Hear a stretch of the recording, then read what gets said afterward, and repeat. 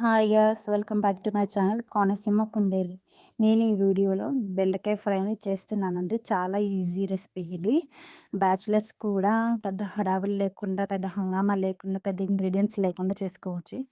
ముందుగా ప్యాన్లో ఆయిల్ వేసుకొని ఆయిల్ హీట్ అయ్యాక ముందుగా కొంచెం పసుపు వేసుకుంటే స్పిల్ అవ్వకుండా ఉంటుందండి.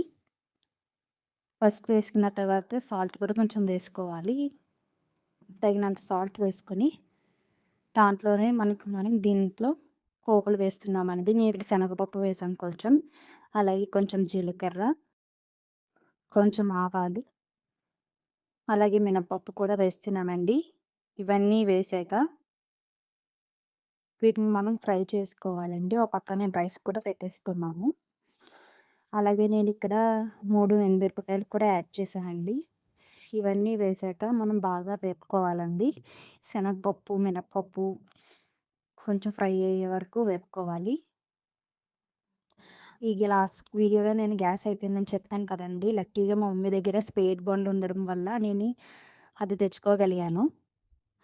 అందరూ కూడా చాలా లిమిట్గా వాడుకుంటే చాలా మంచిదండి. గ్యాస్ కష్టాలు అంతగా మామూలుగా లేవు అసలు. ఇక్కడ నేను బాగా ఫ్రై చేస్తున్నానండి. అలాగే చిన్న చిన్న ముక్కలుగా కట్ చేసుకున్న బెండకాయల్ని నేను ఇప్పుడు వీటిలో యాడ్ చేస్తున్నాను. ఎప్పుడు కూడా బెండకాయ అనేది మనకి జిగురుగా ఉంటుంది కాబట్టి బెండకాయ ఫ్రై చేసేటప్పుడు ఎప్పుడు కూడా మనం మూత పెట్టి కుక్ చేయకూడదండి. మూత పెట్టడం వల్ల మనకి ఆ జిగురు అనేది చాలా వచ్చేస్తుంది.